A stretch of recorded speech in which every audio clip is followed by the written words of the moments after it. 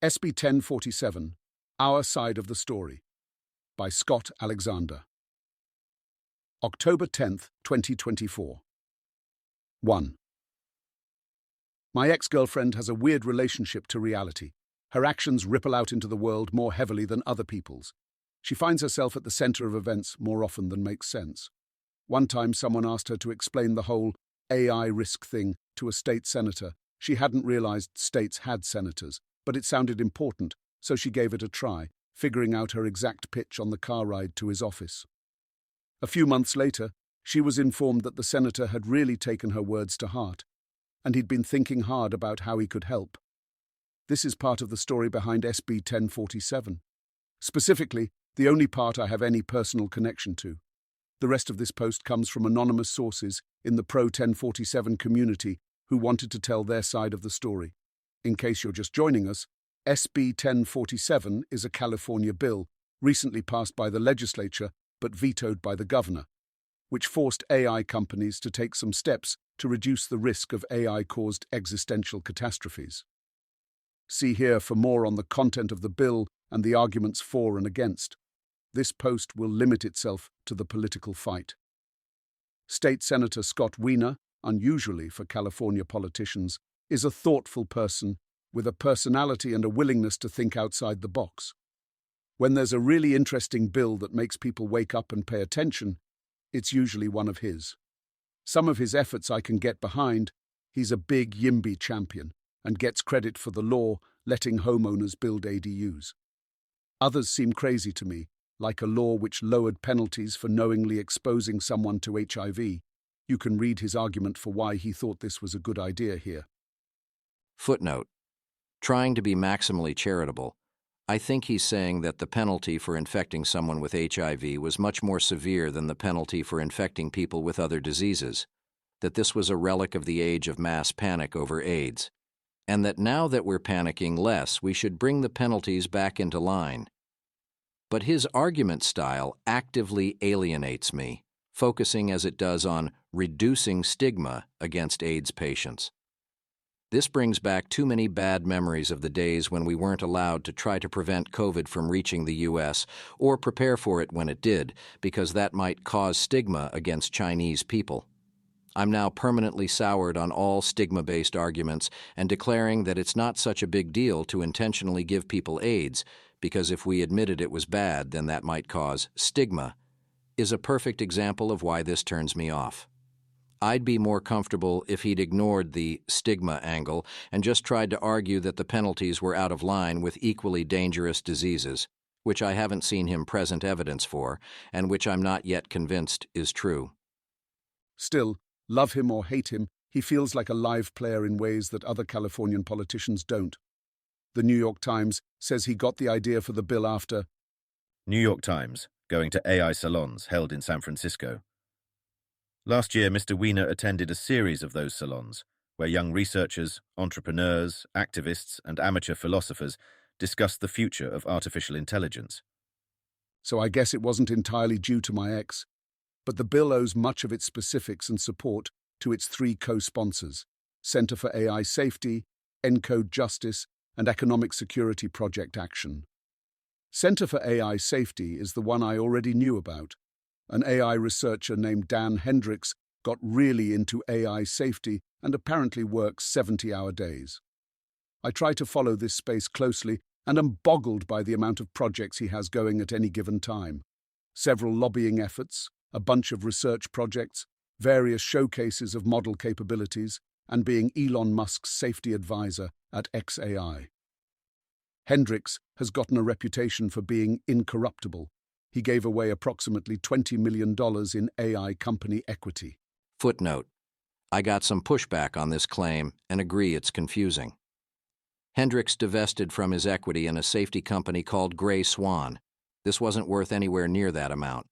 But he also says he turned down $20 million in equity in Elon Musk's xAI. After trolls tried to turn it into a conflict of interest and use it to discredit his lobbying and intents, I don't think it's a coincidence that he gets along with Elon so well. At some point he founded CASE to keep track of all his efforts. I'm not surprised to see them involved here too. and I imagine they provided some much-needed technical expertise. Encode Justice needs to be snapped up by some documentary maker as an inspiring human interest story. Some teenagers decided the world needed to hear the voice of the youth on AI and founded an intergenerational call for global AI action. Their leader is already being called the Greta Thunberg of AI. Over 4 years, they've scaled up to a mass movement of 1,000 young people across every inhabited continent. I cannot even imagine how good all of this is going to look on their college applications. Economic Security Project Action isn't part of our conspiracy. They're a generic progressive non-profit that wants the benefits of AI to be shared broadly and came up with the idea of CalCompute, a state compute cluster that academics and other sympathetic actors can use to train socially valuable AI models without needing to beg VCs for big bucks. Apparently, someone made some kind of deal, and their wish list was combined with ours into a single bill. 2. Along the way, SB 1047 picked up an impressive number of endorsements. Elon Musk was the one I was most excited about. The bill's Silicon Valley opponents tried to frame it as nanny-state Democrats trying to crush progress. But Elon Musk has impeccable credentials as a pro-progress, non-nanny-state Democrat and was the perfect person to puncture this objection. He's always been interested in AI safety, but I imagine Hendricks gets a lot of the credit for him weighing in on this particular issue. Another major endorsement came from SAG-AFTRA, formerly Screen Actors Guild, a politically influential union of Hollywood creatives. Their union's letter to the governor makes it sound like they're against AI copying their voices and stealing their jobs, and willing to support basically any anti-AI legislation, no matter how distantly related to their specific concern. But a later open letter showed more specific interest in existential risks, and a few people in show business have been consistent allies. Joseph Gordon-Levitt is a long-time effective altruist, and married to Tasha Macaulay, one of the OpenAI board members who voted out Sam Altman last November. And I was also moved by support from Adam McKay, who directed of Don't Look Up, a film about people ignoring an impending asteroid strike, which AI safety advocates praised as a good intentional or unintentional metaphor for the current landscape. The big AI companies split among themselves. OpenAI, Meta, and Google opposed the bill, xAI supported, and Anthropic dithered on an earlier version, but ultimately came out in support after their feedback was taken into account. Many opponents claimed that the bill was a Trojan horse attempt at regulatory capture by the big AI companies, so it was fun watching 3 of the biggest AI companies come out against it and prove them exactly wrong. I don't think any opponents ever changed their minds, admitted they'd made a mistake, or even stopped arguing that it was a big AI company plot, but hopefully enough people were paying attention that it discredited them a little for the next fight. The list of opponents included some tech investors, AI trade groups, and Nancy Pelosi. Nancy's involvement was the biggest surprise. The boring explanation is that she represents San Francisco and has a lot of tech investor friends and donors, but you can get more conspiratorial. For example, Pelosi, current net worth $240 million, is known to get impossibly good investing returns, so much so that there are ETFs that try to replicate her stock picks. Everyone assumes she must be doing some kind of scummy but legal insider trading.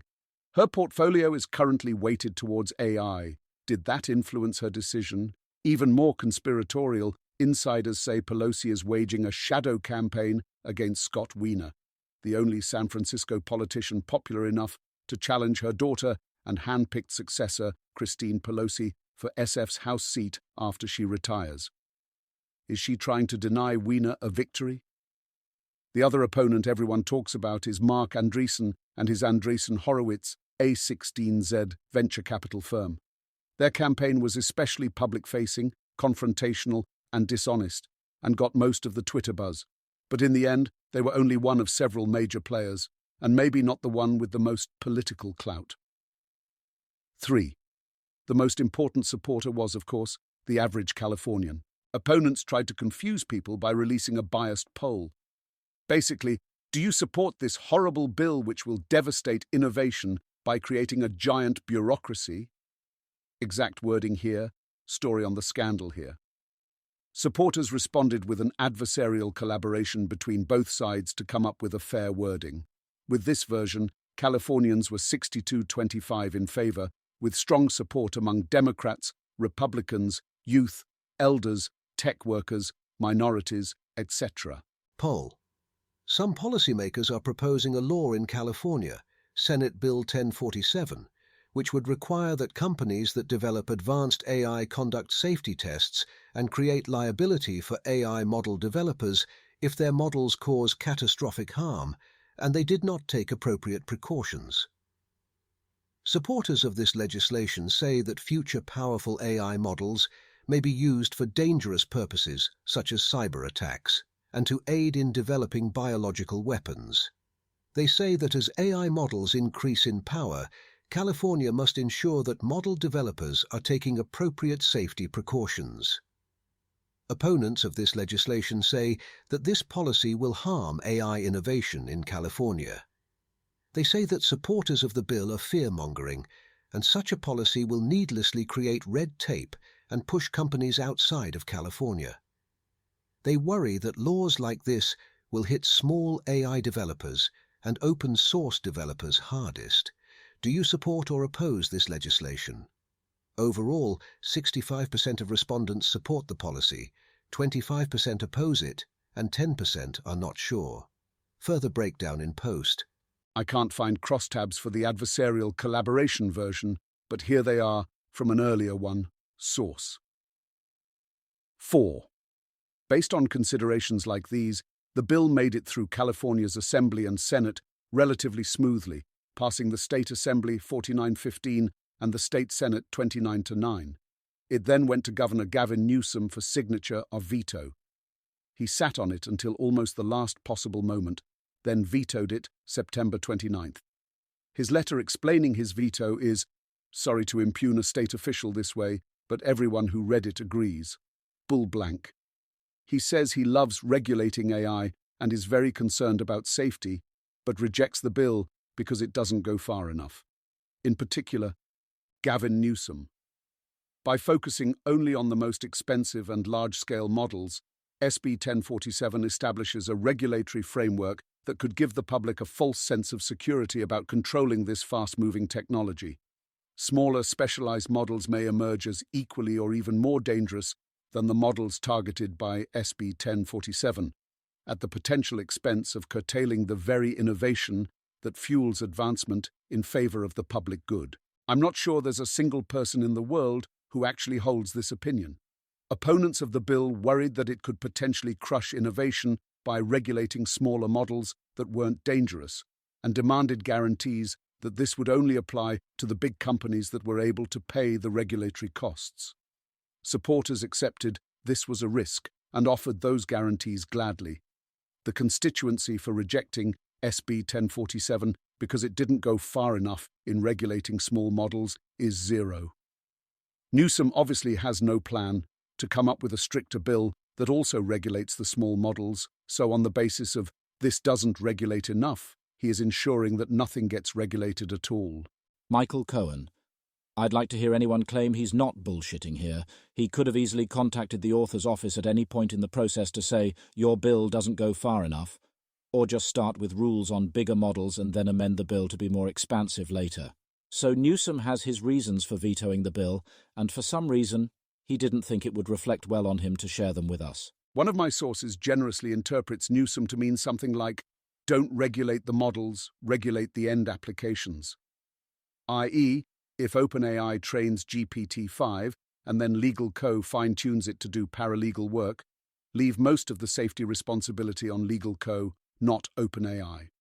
This fails to engage with the motivations behind the bill, which are things like, what if someone uses AI for bioterrorism? If Meta trains Llama 4 and Al-Qaeda fine-tunes it for terrorism, instead of regulating it at the Meta level, we should regulate Al-Qaeda. Are we sure Al-Qaeda will comply with California regulations? Our side is not sure that even this generous interpretation has been thought through very well. But I prefer an ungenerous interpretation. Gavin Newsom is bad. Kelsey Piper. Going to get this in before the SB 1047 decision is made so that it doesn't just come across as commentary on the decision. This was the California legislative process I've reported on most closely, and it actually made me feel notably more proud of California democracy. The state politicians I talked to all seemed pretty smart.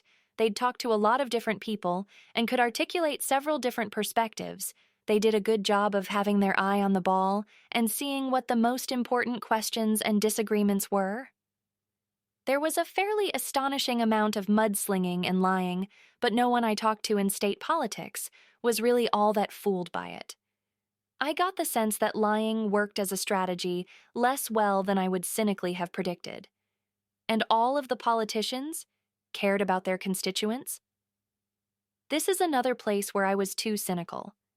I definitely imagined that politicians cared about re-election, but not really about constituent opinion on things that probably won't affect re-election. But they really seem to. They took public polls and public comment incredibly seriously. Conversations were often oriented around, is this what the people of California want us to be doing? Maybe everyone just knows how to talk the talk, but it's a good talk to talk if so. The big exception here is Gavin Newsom. I do not know anyone in California politics who thinks highly of him. When you'd ask, how will this person make their decision? The answer was usually what they're hearing from constituents or what they're hearing from scientists. Unless you asked about Gavin Newsom, in which case the answer you'd get was whatever benefits Gavin Newsom, presumably. I don't know if he's always been this disliked or if this is a new phenomenon. I haven't heard anyone assert with a straight face that Gavin Newsom will do what serves his constituents. Instead, they point to which of his friends at A16Z hired to lobby him to kill the bill, and whether the decision will affect his presidential ambitions. Many people are saying this. On some level, I don't mind having a bad governor. I actually have a perverse sort of fondness for Newsom. He reminds me of The Simpsons' Mayor Quimby, a sort of old-school politician's politician from the good old days when people were too busy pandering to special interests to talk about Jewish space lasers. California is a state full of very sincere but frequently insane people. We're constantly coming up with clever ideas like, let's make free organic BIPOC-owned cannabis cafes for undocumented immigrants a human right or whatever. California's representatives are very earnest and will happily go to bat for these kinds of ideas. Then whoever would be on the losing end hands Governor Newsom a manila envelope full of unmarked bills, and he vetoes it. In a world of dangerous ideological zealots, there's something reassuring about having a governor too dull and venal to be corrupted by the siren song of being a good person and trying to improve the world. This isn't to say Governor Newsom blocks all bills. He's a big fan of some of them, like the one that suspended the state's alcohol regulations specifically for the VIP room at Clippers Stadium. The Clippers owner's wife gave Newsom a $1 million donation. But sometimes you're the group trying to do the right thing and improve the world, and then it sucks. Which particular special interests and cronies influenced Newsom, and how come they could get more money and favors than we could? Ron Conway is one of Newsom's closest allies and biggest donors. In 2021, after Newsom broke his own COVID rules to go to a fancy dinner some Californians tried to him recalled, i.e. got votes to hold a special election to impeach the governor, Conway, net worth $1.5 billion, helped coordinate big tech around opposing the recall and personally donated $200K to the anti-recall campaign. He apparently lobbied against the bill and plausibly leads the list of people the governor owes favors to. Shaquille, confirmation in this that Conway, who has investments in a ton of AI companies, has been lobbying to kill SB 1047. Conway has highlighted Trump's defeat as his top political priority in email communications. Yet, that hasn't stopped him from going to war on other fronts. Throughout July and August, he lobbied hard against SB 1047, a bill in the California legislature designed to regulate the booming artificial intelligence industry. Moreover, Conway and others particularly dislike a detail that would hold AI companies liable for an incident involving chemical, biological, radiological, or nuclear weapons that results in mass casualties or damages of more than $500 million. The AI bill passed and is sitting on the governor's desk, but Newsom is widely expected to veto it before the end of the month due to his close relationship with tech leaders like Conway. Weiner's AI bill could make him Conway's next political foe in 2025, despite the fact that the SV Angel founder has supported Weiner's campaigns going back to his first run for supervisor in 2010. Those close to Conway say Weiner burned a bridge in refusing to pump the brakes on the bill and reintroduce it in next year's legislative session. I don't fully understand where his SB 1047 opposition comes from. He has some AI investments, but no more than a lot of other people, and he also shows some signs of personal pro-innovation opinions, so I could go either way here. Still, it seems important to him for some reason, and the governor owes him a lot of favors. Something vaguely similar probably applies to Reid Hoffman and Gary Tan. Reid Hoffman. Appreciate Gavin Newsom for his leadership in recognizing that SB 1047, as written, would have slowed innovation, learning, and progress towards safe AI by imposing a vague and preemptive regulatory regime on AI developers worldwide, including many California-based companies. While the bill's authors made a commendable effort to narrow its scope, its final form was still too broad and ambiguous to be workable. To create the models that will make 24/7 access to highly capable and trustworthy medical assistants and tutors, we need regulation that prioritizes responsible innovation, not de facto prohibition, through unprecedented liability standards. Gary Tan, SB 10. 47 is not the right path. This bill as it stands could gravely harm California's ability to retain its AI talent and remain the location of choice for AI companies. We hope Senator Weiner chooses a path that protects startups and open-source AI. Two of the bill's other influential Silicon Valley billionaire opponents. Politico has more of the story here. I think these people beat us because they've been optimizing for political clout for decades, and our side hasn't even existed that long.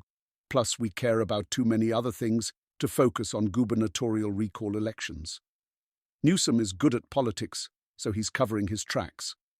To counterbalance his SB 1047 veto and appear strong on AI, he signed several less important anti-AI bills, including a ban on deepfakes, which was immediately struck down as unconstitutional. And with all the ferocity of OJ vowing to find the real killer, he's set up a committee to come up with better AI safety regulation. He's named a few committee members already, most notably Fei-Fei Li, Garrison Lovely, opponents of SB 1047 had a big assist from godmother of AI and Stanford professor Fei-Fei Li, who published an op-ed in Fortune falsely claiming that SB 1047's kill switch would effectively destroy the open-source AI community. Li's op-ed was prominently cited in the congressional letter and Pelosi's statement, where the former speaker said that Li is viewed as California's top AI academic and researcher and one of the top AI thinkers globally. Nowhere in Fortune or these congressional statements was it mentioned that Li founded a billion-dollar AI startup backed by Andreessen Horowitz, the venture fund behind a scorched earth smear campaign against the bill. The same day he vetoed SB 1047, Newsom announced a new board of advisors on AI governance for the state. Li is the first name mentioned. We'll see whether Newsom gets his better regulation before or after OJ completes his manhunt. Yes, I realize OJ is dead. 5. Some opponents were gracious in victory. Ron Conway. Thank you, Gavin Newsom, for vetoing the well-intentioned but flawed SB 1047. I look forward to working with the governor and the legislature to ensure California continues to lead the world in creating a responsible and safe AI regulatory framework. Others were less so. Martin Casado, needless to say, of Andreessen Horowitz. Martin Casado had to mass unmute/unblock a bunch of EA folks just to enjoy their lamentations for a day. While supporters' concession speeches ranged from defiant, Senator Scott Weiner. My statement on the governor's veto of SB 1047. This veto is a setback for everyone who believes in oversight of massive corporations that are making critical decisions that affect the safety and welfare of the public and the future of the planet. The companies developing advanced AI systems acknowledge that the risks these models present to the public are real and rapidly increasing. While the large AI labs have made admirable commitments to monitor and mitigate these risks, the truth is that voluntary commitments from industry are not enforceable and rarely work out well for the public. This veto leaves us with the troubling reality that companies aiming to create an extremely powerful technology face no binding restrictions from US policymakers, particularly given Congress's continuing paralysis around regulating the tech industry in any meaningful way. This veto is a missed opportunity for California to once again lead on innovative tech regulation, just as we did around data privacy and net neutrality, and we are all less safe as a result. At the same time, the debate around SB 1047 has dramatically advanced the issue of AI safety on the international stage. Major AI labs were forced to get specific on the protections they can provide to the public through policy and oversight. Leaders from across civil society, from Hollywood to women's groups to youth activists, found their voice to advocate for common sense, proactive technology safeguards to protect society from foreseeable risks. The work of this incredible coalition will continue to bear fruit as the international community contemplates the best ways to protect the public from the risks presented by AI. California will continue to lead in that conversation. We are not going anywhere. Sneha Reveneur. Today, Governor Newsom vetoed our AI safety bill, SB 1047. I still remember when ENCODE Justice was invited to join this effort as an official co-sponsor earlier this year. I expected that few eyes outside California would land on the bill, and that it would join the docket as a lower-profile companion to our national legislative work. In April, I gritted my teeth as I sat in the back corner of a Senate hearing room in Sacramento, anxiously anticipating a verdict in our bill's first trial. Many a good bill dies in the womb. Congress had taught me early on to accept that truth. But to our astonishment, this bill was different. SB 1047 passed that committee, and then the next and some more, and soon enough traveled to the Assembly. Last month, it cleared the legislature in a resounding bipartisan vote and arrived on the governor's desk. Make no mistake, Governor Newsom's decision is painful and disappointing. It sends a signal that the tech lobby's chokehold is far tighter than the people's, that enough fanfare from mercenaries in disguise can gaslight people into fearing a light-touch bill supported by 77% of Californians. The anti-1047 machinery has been formidable. National politicians like Speaker Pelosi flouted norms to publicly oppose the bill. Sonny Gandhi and I were even targeted personally by some of the most powerful voices in Silicon Valley. But we didn't stand down then, and we refuse to do so now. We've mobilized a historic coalition spanning top AI experts, labor unions, the Los Angeles Times editorial board, my peers and their parents, childhood idols in Hollywood, Elon Musk, and more. Anthropic stuck its neck out for this bill. I get asked about it by friends and family every single day. This exploded into a political battle fought by gladiators of all stripes worldwide, and it's been the honor of my life to stand on the front lines with the visionary Senator Scott Wiener and his office, as well as fellow sponsors Center for AI Safety and Economic Security Project Action CA. I've never worked with a more dogged team, and I'm so proud of how far we've come. This is just an opening salvo. Next time, our movement will win. In some ways, it already has. We've catapulted the conversation about AI policy into the spotlight. So here's my message to Sacramento, Washington, and every other place where decisions about our future are made. My peers and I will be back, this time with new allies. See you soon.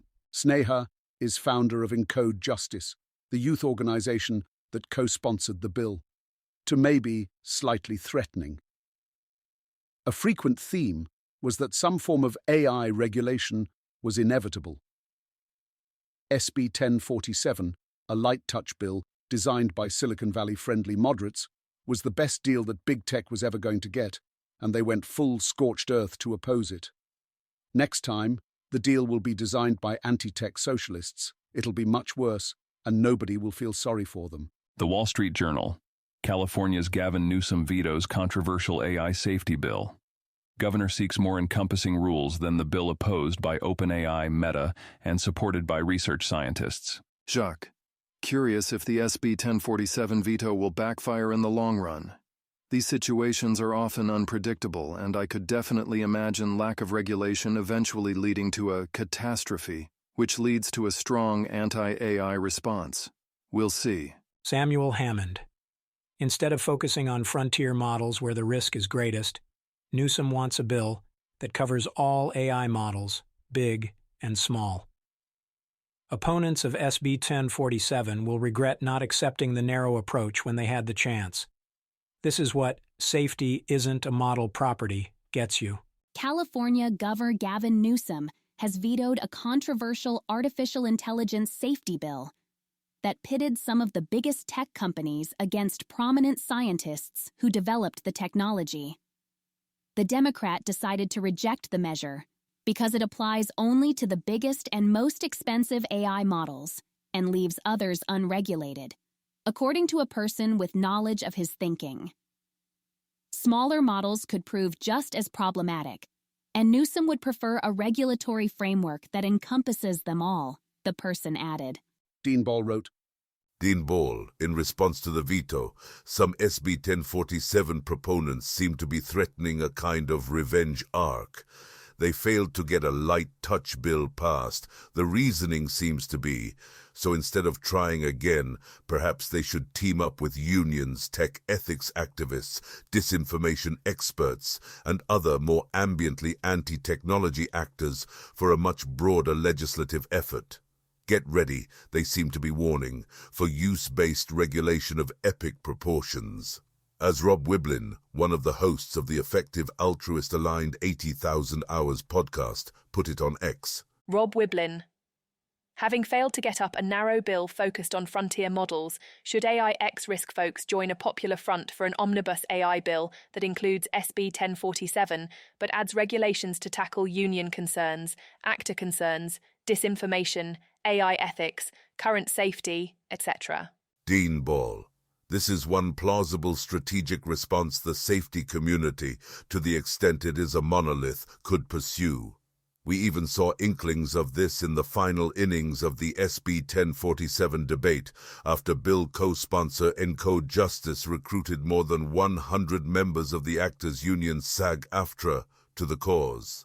These actors, literal actors, did not know much about catastrophic risk from AI. Some of them even dismissed the possibility and supported SB 1047 anyway. Instead, they have a more generalized dislike of technology in general, and AI in particular. This group likes anything that hurts AI, not because they care about catastrophic risk, but because they do not like AI. The AI safety movement could easily transition from being a quirky, heterodox, extremely online movement to being just another generic left-wing cause. It could even work. But I hope they do not. As I have written consistently, I believe that the AI safety movement on the whole is a long-term friend of anyone who wants to see positive technological transformation in the coming decades.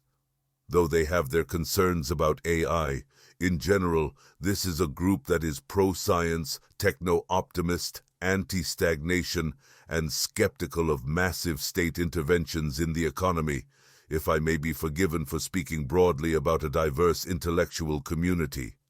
I hope that we can work together as a broadly techno-optimist community towards some sort of consensus. One solution might be to break SB 1047 into smaller, more manageable pieces. Should we have audits for frontier AI models? Should we have whistleblower protections for employees at frontier labs? Should there be transparency requirements of some kind on the labs? I bet if the community put legitimate effort into any one of these issues, something sensible would emerge. The cynical and perhaps easier path would be to form an unholy alliance with the unions and the misinformation crusaders and all the rest. AI safety can become the anti-AI movement it is often accused of being by its opponents if it wishes. Given public sentiment about AI and the eagerness of politicians to flex their regulatory biceps, this may well be the path of least resistance. The harder, but ultimately more rewarding path would be to embrace classical motifs of American civics, compromise, virtue, and restraint. I believe we can all pursue the second, narrow path. I believe we can be friends. Time will tell whether I, myself, am hopelessly naive. Last year, I would have told Dean not to worry about us allying with the left. The left would never accept an alliance with the likes of us anyway. But I was surprised by how fairly socialist media covered the SB 1047 fight. For example, from Jacobin. Footnote: I don't want to overplay this.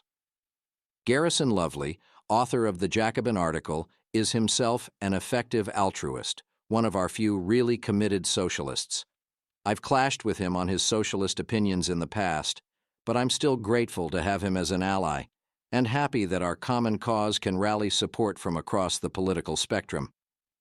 I also think that regardless of Garrison's personal opinions, the fact that Jacobin would publish his story suggests a broader sea change within the socialist movement. Dean Ball, the debate playing out in the public square may lead you to believe that we have to choose between addressing AI's immediate harms and its inherently speculative existential risks. And there are certainly trade-offs that require careful consideration, but when you look at the material forces at play, a different picture emerges. In one corner are trillion-dollar companies trying to make AI models more powerful and profitable. In another, you find civil society groups trying to make AI reflect values that routinely clash with profit maximization. In short, it's capitalism versus humanity. Current Affairs, another socialist magazine, also had a good article. Surely AI safety legislation is a no-brainer. The magazine's editor, Nathan Robinson. Footnote: I've also clashed with Robinson before, sometimes pretty seriously, but I can at least offer him the same praise I offered Scott Wiener. In a world full of hacks and lizard men, he's a real person with a personality and principles. Openly talked about how his opinion had shifted. Nathan Robinson. One thing I've changed some of my opinions about in the last few years is AI.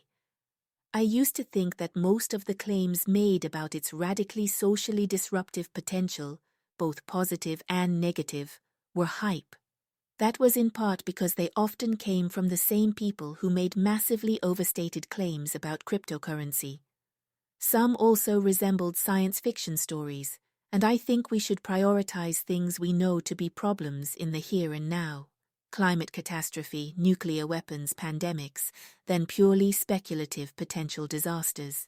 Given that Silicon Valley companies are constantly promising new revolutions, I try to always remember that there is a tendency for those with strong financial incentives to spin modest improvements, or even total frauds, as epical breakthroughs. But as I've actually used some of the various technologies lumped together as artificial intelligence, over and over my reaction has been, Jesus, this stuff is actually very powerful. And this is only the beginning.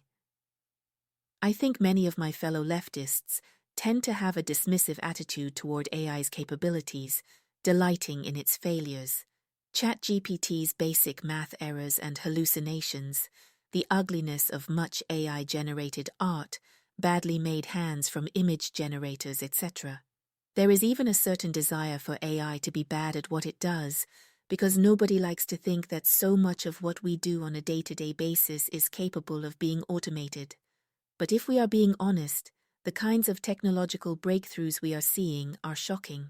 If I'm training to debate someone, I can ask ChatGPT to play the role of my opponent, and it will deliver a virtually flawless performance. I remember not too many years ago when chatbots were so laughably inept that it was easy to believe one would never be able to pass a Turing test. Now, ChatGPT not only aces the test but is better at being human than most humans. And again, this is only the start. The ability to replicate more and more of the functions of human intelligence on a machine is both very exciting and incredibly risky. Personally, I am deeply alarmed by military applications of AI in an age of great power competition. The autonomous weapons arms race strikes me as one of the most dangerous things happening in the world today, and it's virtually undiscussed in the press. The conceivable harms from AI are endless.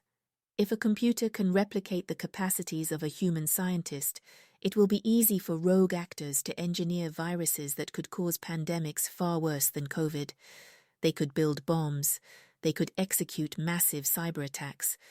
From deepfake porn to the empowerment of authoritarian governments to the possibility that badly programmed AI will inflict some catastrophic new harm we haven't even considered, the rapid advancement of these technologies is clearly hugely risky. That means that we are being put at risk by institutions over which we have no control. I don't want to gloss this as socialists finally admit we were right all along. I think the change has been bidirectional.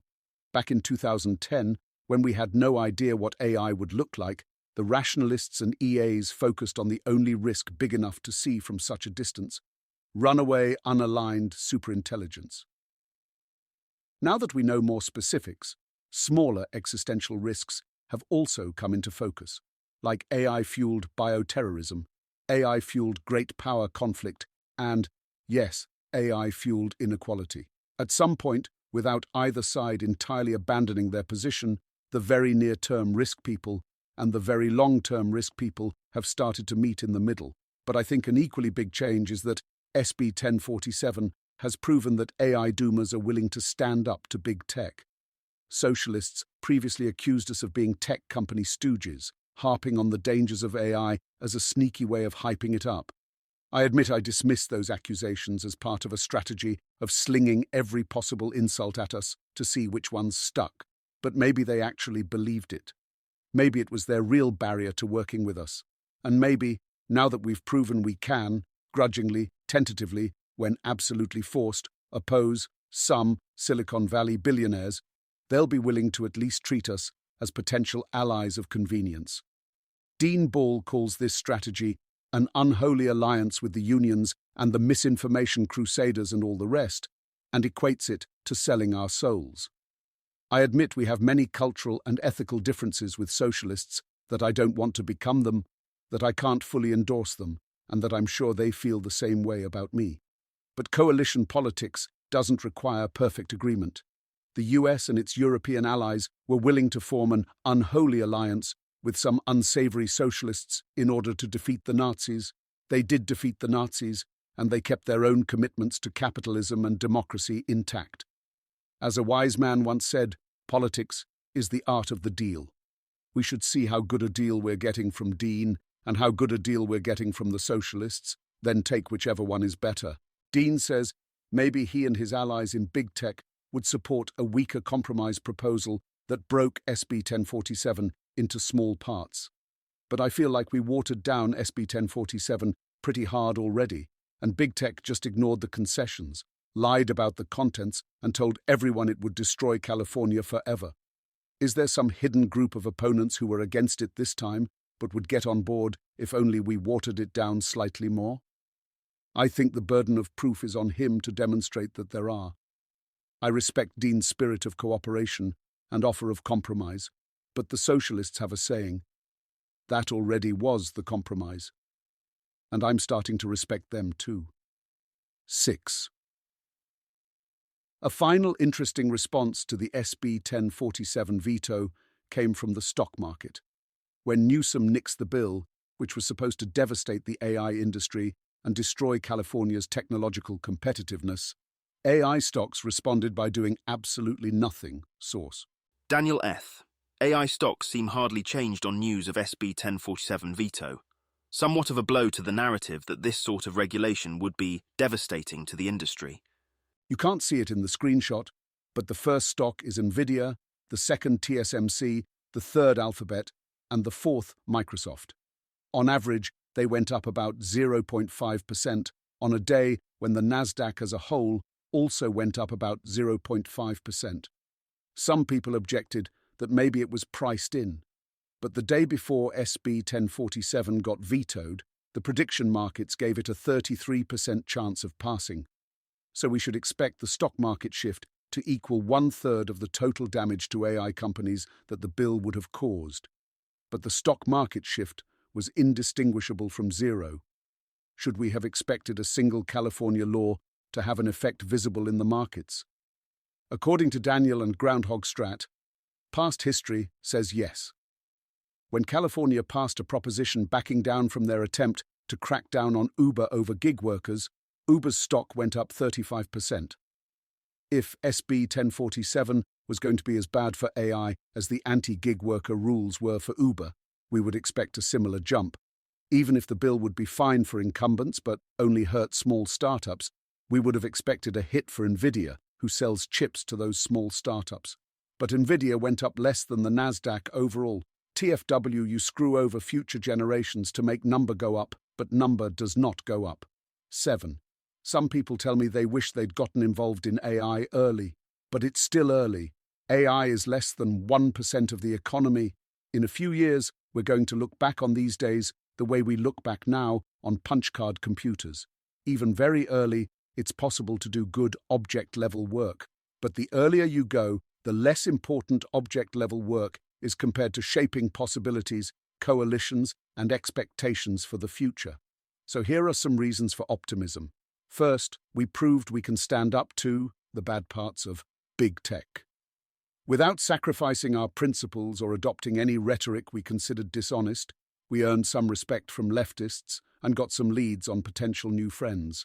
Second, we registered our beliefs, AI will soon be powerful and potentially dangerous, loudly enough to get the attention of the political class and the general public, and we forced our opponents to register theirs, AI isn't scary and doesn't require regulation, with equal volume.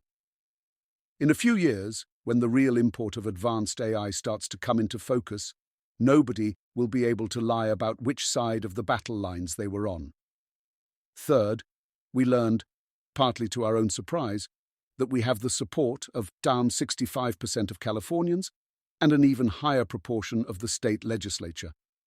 It's still unbelievably, fantastically early, comparable to people trying to build an airplane safety coalition when Da Vinci was doodling pictures of guys with wings, and we already have the support of 65% of Californians and the legislature. So one specific governor vetoed one specific bill. So what?